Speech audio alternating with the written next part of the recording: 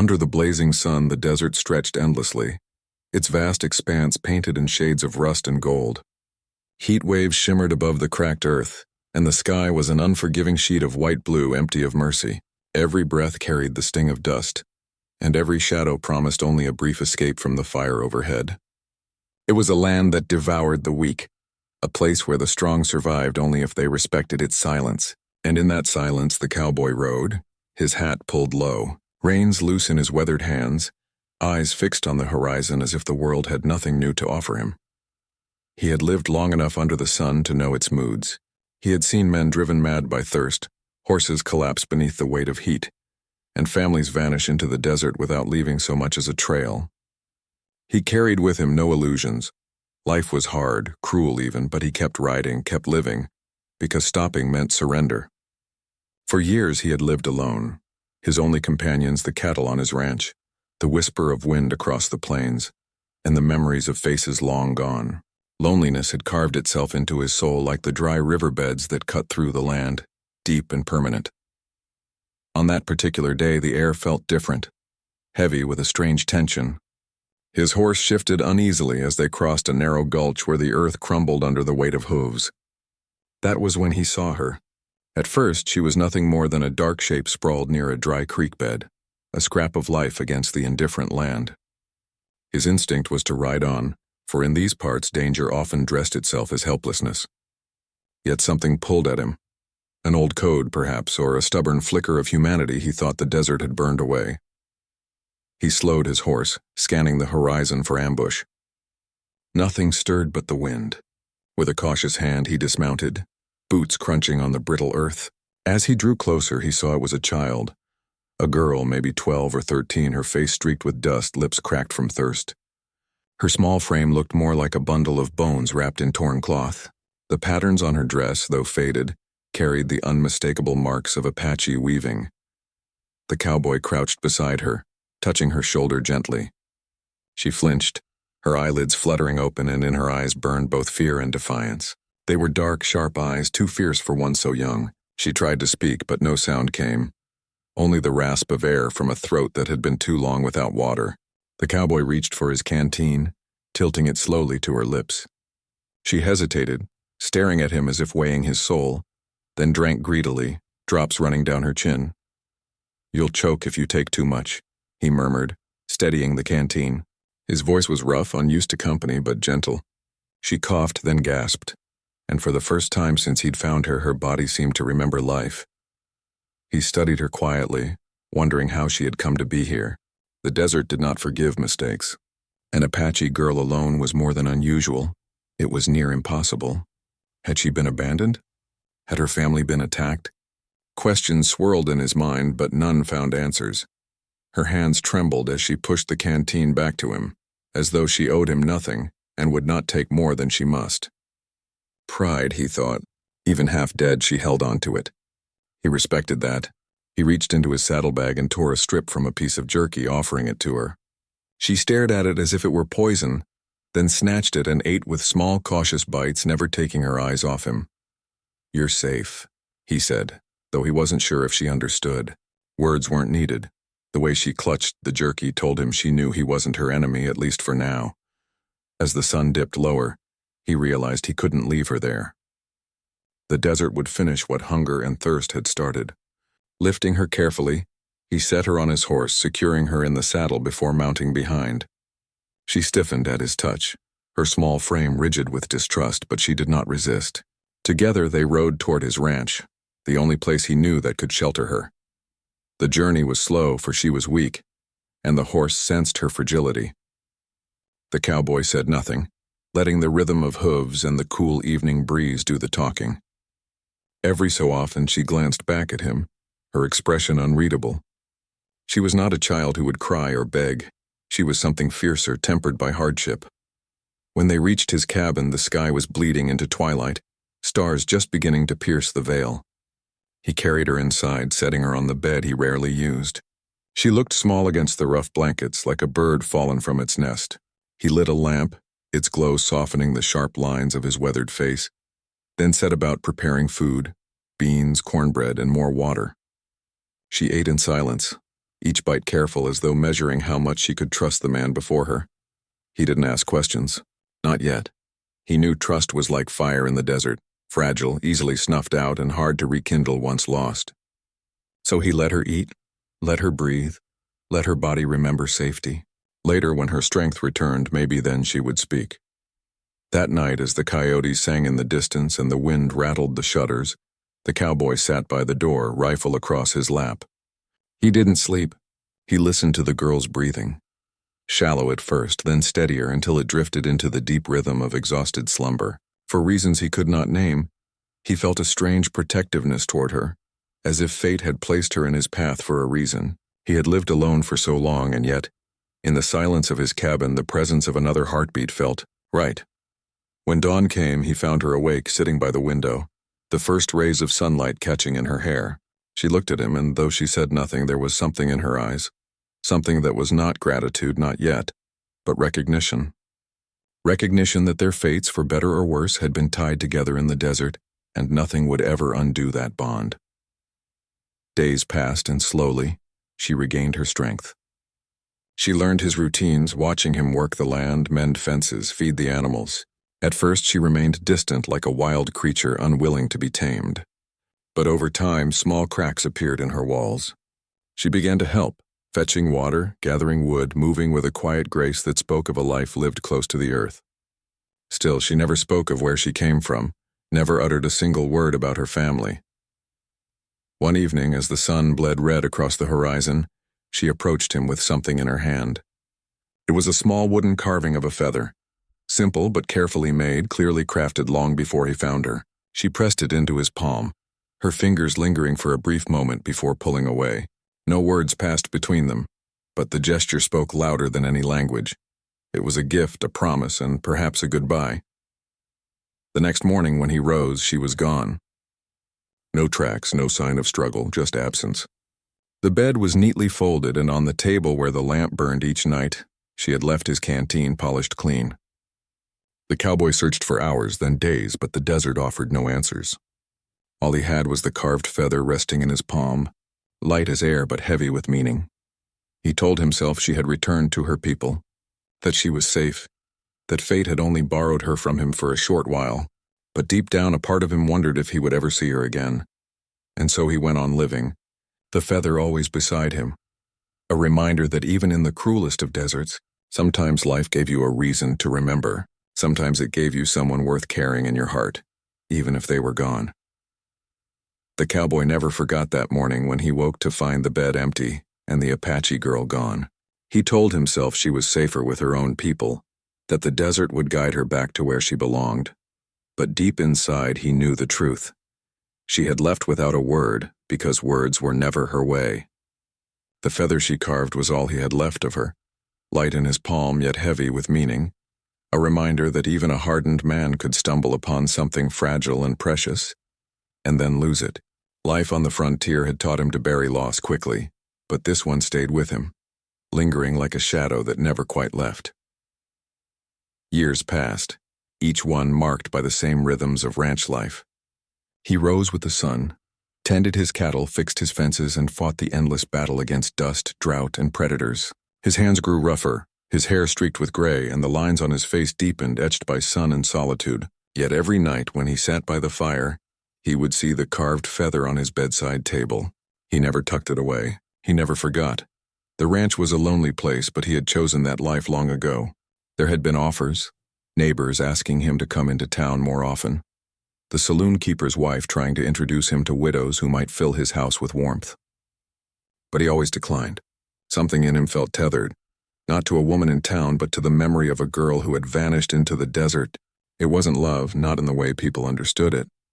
It was something deeper, stranger, an unspoken bond forged in the fire of survival. Now and then rumors drifted across the frontier. Tension was rising between settlers and the tribes. Some spoke of Apache raids, swift and merciless, while others whispered about treaties broken and land stolen.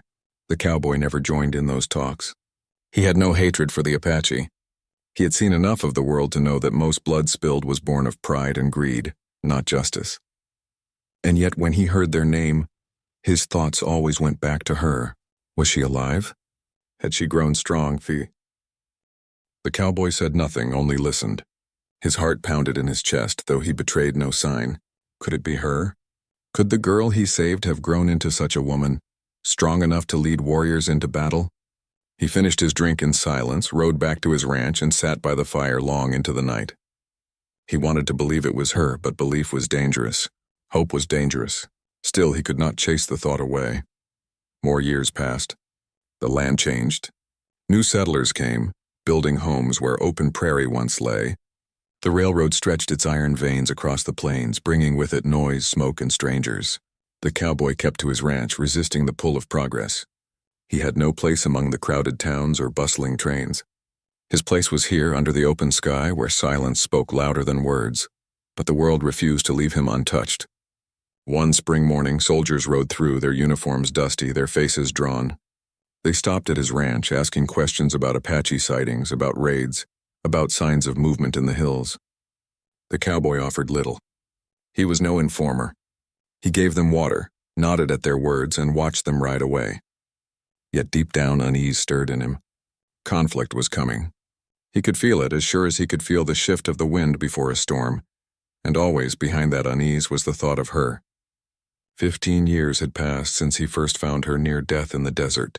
If she lived, she would be a woman now, hardened by the years. Did she ride with those who fought against the encroaching tide of settlers? Did she lead them? He would never know, and yet the thought burned in him like a brand. Nights grew longer, quieter. He took to sitting on his porch, rifle across his lap, feather in his pocket. Sometimes he would trace its carved edges with his thumb, staring at the horizon as though waiting for something, or someone. His neighbors thought him peculiar, a man too quiet, too distant, haunted by ghosts no one else could see. But he knew the truth. He was waiting, though he could not explain for what. Then came the hoofbeats. Faint at first, like echoes carried by the wind, then louder, stronger, until the ground itself seemed to tremble. He stood, heart hammering in his chest, and shaded his eyes against the morning sun. Dust rose in the distance, a storm of riders moving as one. His horse whinnied nervously, sensing the power approaching. The cowboy tightened his grip on the rifle, though something inside him told him this was no ordinary band of raiders. He thought of the feather, of the girl with defiant eyes, of the silence she left behind when she vanished. He thought of the years he had spent waiting without knowing he was waiting. And as the riders drew closer, a strange calm settled over him. He knew, without needing proof, that his past was finally riding back to meet him. The cowboy had known many storms in his life. He had seen the sky blacken with thunderclouds rolling across the plains, had felt the sharp whip of rain and hail against his skin, and had watched whirlwinds tear the earth into chaos. But this storm was different. It was not wind or weather that rattled his bones. It was the sound of hoofbeats rising out of the horizon, steady and thunderous like a drumbeat of war. His land, usually so quiet that he could hear the sigh of wind through the grass, now quivered under the weight of approaching riders. He stood on his porch, rifle in hand, but for once the weapon felt heavier than it ought to. His horse stamped and snorted nervously, ears pinned back as the sound grew closer. Dust rose like smoke in the east, a great cloud swelling and shifting until it swallowed the horizon. Whoever was coming, they came not as wanderers or traders, but as a force, deliberate and unified. The cowboy had faced danger before. Rustlers, outlaws, even desperate men who thought they could steal from him. But nothing like this. This was an army. His first thought was the soldiers he had seen months before, muttering about Apache resistance in the hills. Perhaps they had been right. Perhaps this was retribution. His ranch sat alone, far from the shelter of town. He was an easy target, a lone man with little more than a herd and a cabin. Yet instead of fear, what he felt was something stranger, something that tightened his chest in a way he had not felt in years. Anticipation. A strange certainty whispered through him. He had been waiting for this.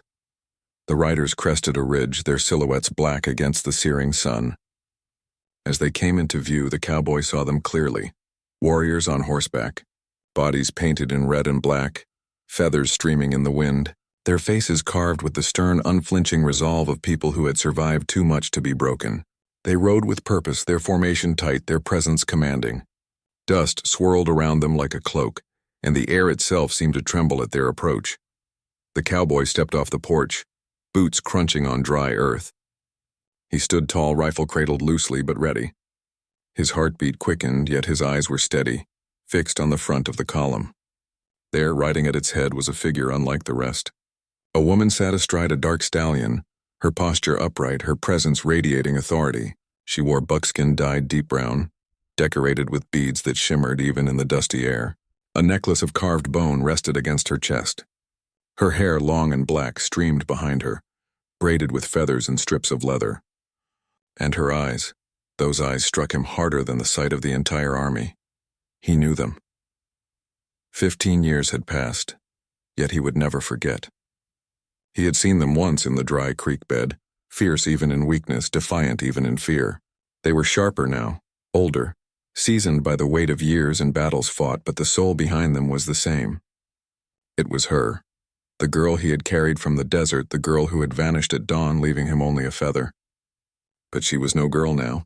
She was a woman who carried herself with the strength of someone who had walked through fire and come out unburned. The warriors reined in their horses, dust swirling around their hooves as the earth settled under them. Silence fell, heavy and taut. The cowboy and the woman stared at one another across the distance. He could feel the gaze of every warrior upon him, their hands resting on spears, bows, and rifles. One wrong move, one twitch of his finger on the trigger, and he would be gone before he hit the ground. Yet he did not raise his weapon. He lowered it, letting it rest against his leg. He wanted her to see that he remembered that he was not her enemy. The woman dismounted, sliding from her stallion with the grace of someone who had lived in the saddle all her life. She walked forward slowly, her steps measured, dust clinging to her moccasins. The warriors behind her remained still, silent as stone. The cowboy's throat tightened as she drew closer.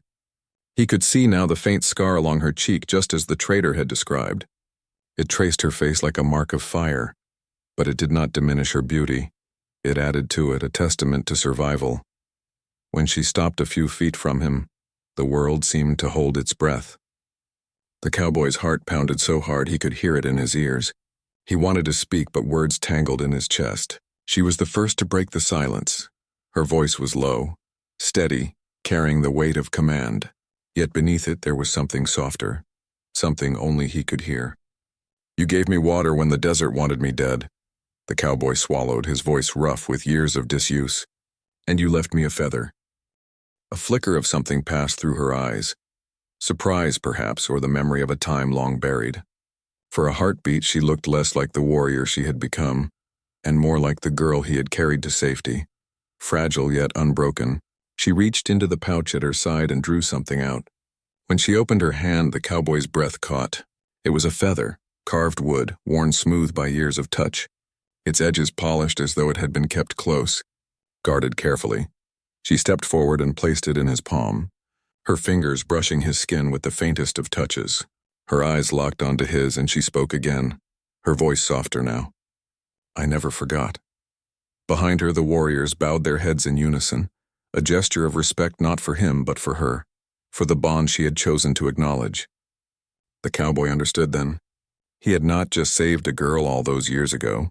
He had saved someone who would grow to command loyalty, who would lead others, who would remember kindness as fiercely as she remembered wounds. The moment hung between them like the stillness before a storm breaks. He wanted to ask her everything, where she had gone, what she had endured, what battles had left their mark upon her. But words felt too small, too fragile to contain the years between them. So instead he closed his fingers around the feather she had returned to him, holding it tightly as if it might vanish if he let go. For the first time in years, the cowboy felt something shift within him. He was no longer a man alone, bound only to the silence of his ranch and the ghosts of his past. The horizon no longer looked empty. Before him stood proof that the past was not lost, that bonds forged in hardship did not break with time.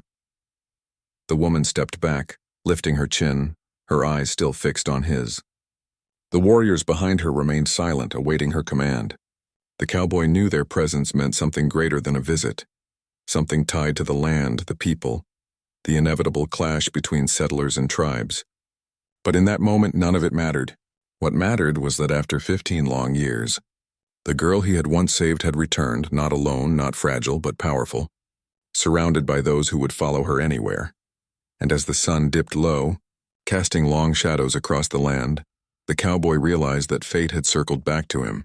The desert had taken her once, but it had given her back, transformed and unbreakable. Whatever came next, whether peace or war, he knew one thing for certain. The bond between them was unshakable, as enduring as the land itself.